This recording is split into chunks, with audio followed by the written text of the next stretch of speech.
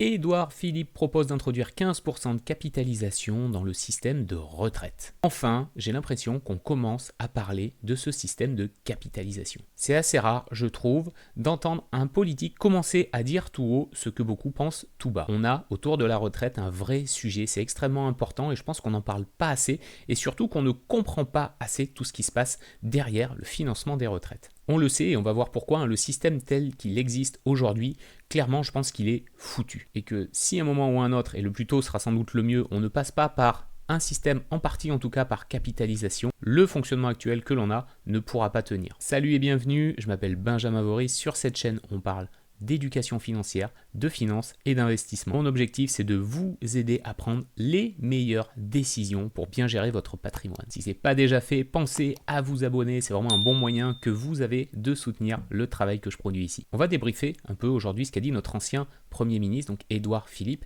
et il parle notamment du vieillissement démographique, du piège démographique. Et oui, parce qu'on vit plus vieux en France et on fait moins d'enfants. Résultat, bientôt il n'y aura plus assez d'actifs pour financer les pensions des retraités. Et ça, c'est pas une opinion, c'est une réalité mathématique. Déjà, il faut bien comprendre que le financement des retraites, c'est le plus gros budget de l'État à l'heure actuelle, plus de 300 milliards par an. Déjà, il faut bien comprendre ce qu'est le système par répartition. Le système, dans son énoncé, est assez simple. Les cotisations des actifs d'aujourd'hui financent les pensions des retraités d'aujourd'hui. Et je pense là où on fait l'erreur, parce que moi je l'ai fait pendant longtemps aussi, c'est de croire que l'argent que vous cotisez, qu'on vous prélève pour les retraites, sera pour vous pendant votre retraite. Non, ça c'est faux. L'argent qu'on vous prélève, il finance les retraites de vos parents et de vos grands-parents. En aucun cas, il ne finance votre propre retraite. Historiquement, en 1970, on avait 4 actifs qui finançaient un retraité.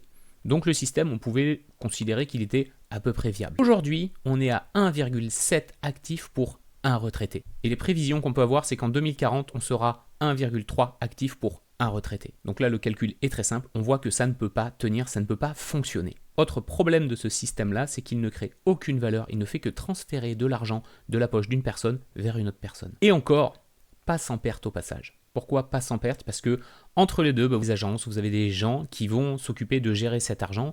Donc ce n'est pas 100% de ce qui vous est pris qui est reversé. Là, on est vraiment sur de la double peine. Le montant prélevé n'est pas entièrement reversé et en plus ce montant-là ne travaille pas. C'est juste un transfert. Ce qu'on est en train de se dire aussi, c'est que même si on relève encore l'âge de départ à la retraite, on ne va pas régler le problème. Il n'y a vraiment pas assez d'actifs par rapport au nombre de retraités. L'autre effet pervers aussi, c'est que même si on travaille plus longtemps, ça veut dire qu'il faut qu'on ait une économie en France qui soit assez dynamique pour permettre de travailler plus longtemps. Et si ce n'est pas le cas, et c'est d'ailleurs peut-être la situation aujourd'hui, ça veut dire que les gens vont partir à la retraite avec un taux qui n'est même pas plein. Donc une retraite encore plus basse, qui veut dire qu'in fine, on dégrade encore la qualité de vie des retraités. Quand on regarde d'un peu plus près le montant des cotisations qui sont payées, on voit que pour un salaire d'environ 2000 € brut pour un salarié du privé, entre les prélèvements que lui va payer qui vont à peu près de 200 € prélevés directement sur la part brute de son salaire, c'est ce qu'on appelle la part salariale. Il y a aussi quelque chose d'invisible que le salarié ne voit pas, qui reste la part payée par l'employeur, ce qu'on appelle la part patronale, qui elle peut représenter entre 300 et 500 €. Évidemment, c'est que des ordres de grandeur, parce que ça dépend de beaucoup de situations, de si vous êtes cadre, non cadre, bref, c'est pour vous donner un ordre de grandeur, mais ça veut dire qu'on peut se retrouver entre 500 et 700 € qui sont prélevés tous les mois pour financer les retraites. Il ne faut pas non plus négliger la part qui est payée par l'employeur parce que c'est de l'argent qui ne peut pas vous reverser directement et ça a un coût aussi pour l'entreprise. Le système par capitalisation, c'est une approche qui est complètement différente, c'est que l'argent que je choisis de mettre de côté pour ma retraite, je l'investis aujourd'hui pour me construire un capital qui va fructifier pour demain. Donc c'est de l'argent qui reste dans ma poche et que je vais de moi-même utiliser pour essayer de construire ma propre retraite. Et pourquoi ce gros mot qui est la capitalisation, il fait peur aujourd'hui en France? Souvent parce qu'on n'a pas été formé à l'investissement. Parce que investir sur les marchés, ça semble risqué, parce qu'on pense que c'est réservé aux riches. Tout ça, on va le voir, c'est complètement faux. Sur le long terme, les marchés sont infiniment plus rentables qu'un système par répartition. Il faut voir que certains pays autour de nous ont déjà commencé à faire ça, en Italie, en Espagne, en Allemagne. Et ce qui est intéressant, c'est que peu importe le parti politique, c'est une décision qui a été prise parce qu'elle est logique, parce qu'elle est aussi nécessaire. On va s'amuser à faire un calcul, justement, et on va imaginer que l'argent qui nous est prélevé aujourd'hui, on va l'investir dans la bourse par exemple, avec un taux d'intérêt de 7%. Alors pour ça, j'utilise une calculatrice à intérêt composé. Si vous ne savez pas ce que c'est les intérêts composés, je vous mets une vidéo ici, vraiment allez la voir, c'est indispensable de comprendre ça pour justement voir la force d'un système par capitalisation. Supposons que c'est 500 € par mois, c'est vous qui choisissez de les investir donc sur de la bourse, par exemple sur un indice monde, sur du long terme, vous pouvez tout à fait viser à peu près les 7%, historiquement c'est ce qu'on a sur ce type de support, et pour une durée qui soit équivalente à votre cotisation, en France de 42 ans. Qu'est-ce que ça vous donnerait en termes de capital? Vous vous retrouvez au bout de 42 ans avec un capital de quasiment 1 500 000 €. Et le plus fort là-dedans, c'est que contrairement au système de retraite par répartition, où l'argent que vous avez mis de côté, 500 € sur 42 ans, serait de 250 000 €, 250 000 €, c'est la somme que vous avez investie. Donc c'est 500 € par mois pendant 42 ans. Ce montant-là, c'est la somme qui a transité par un système par répartition. Et encore, comme je vous le disais tout à l'heure, il y aurait eu des pertes. Là où c'est intéressant, c'est que le système par capitalisation, avec la force des intérêts composés, il va vous générer plus d'1 million, quasiment 1 200 000 € d'intérêts cumulés. Donc au final, le plus gros de l'effort, c'est pas vous qui l'avez porté, c'est les intérêts qui ont travaillé pour vous pendant toutes ces années. Si on s'amuse à monter ça un petit peu et qu'on passait à 600 €, là on arrive à plus d'1,5 million avec 1 700 000 €. Et ce qu'il faut comprendre, c'est qu'avec un taux d'intérêt à 7%, votre capital double tous les 10 ans. Supposons que vous partez à la retraite à 62 ans, ce capital-là, il peut continuer à travailler. On va imaginer que pendant 10 ans, vous le faites encore travailler, donc ça vous amène à vos 72 ans.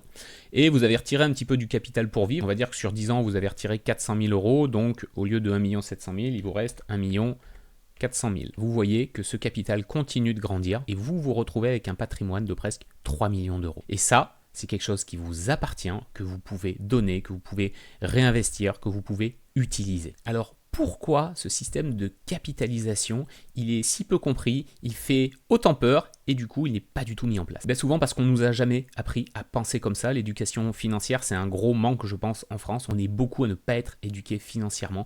Moi je l'ai été aussi pendant longtemps et c'est seulement quand j'ai commencé à m'y intéresser que j'ai pu comprendre tout ça. C'est aussi pour ça que je fais ces vidéos, c'est pour vous aider à gagner du temps, tout ce temps moi que j'ai peut-être perdu pendant des années à ne pas comprendre dans quoi j'investissais, ni d'avoir une belle stratégie pour justement préparer cet avenir. Donc on n'a jamais appris à investir, on n'a souvent jamais appris à gérer un risque de façon rationnelle. Et il y a quelques biais cognitifs évidemment qui bloquent tout ça. Il y a le biais du statu quo, on se dit de toute façon on a toujours fait comme ça, pourquoi on changerait? Il y a le biais d'aversion au risque, aller marcher, c'est trop risqué. Alors que la répartition, elle l'est aussi, mais de façon invisible, puisqu'on voit bien que le système est en train de s'effondrer sur lui-même. Il y a un effet de flou, c'est trop compliqué, donc je ne vais pas m'y plonger, donc je vais remettre à plus tard. On peut être aussi influencé par un biais d'autorité, là c'est l'État qui gère, peut-être qu'il sait mieux faire que moi. Bon, ça j'en suis vraiment pas convaincu. Il peut y avoir aussi l'effet de groupe, personne autour de moi ne le fait, c'est que ça doit pas être une bonne idée, donc je ne vais pas le faire non plus. Mais le problème c'est que tout ça, ça vous coûte une fortune sur le long terme et vous êtes même peut-être en train d'hypothéquer votre avenir et votre retraite. Le fait de capitaliser, c'est le meilleur moyen d'investir sur vous-même aujourd'hui et de construire votre autonomie financière. Et moi, ce que je trouve scandaleux, c'est pas que le système de retraite par répartition soit en crise. C'est normal, un système qui a été fondé avec des hypothèses qui ne sont plus viables aujourd'hui, il ne peut pas fonctionner. Donc ça, c'est ok, le système a évolué.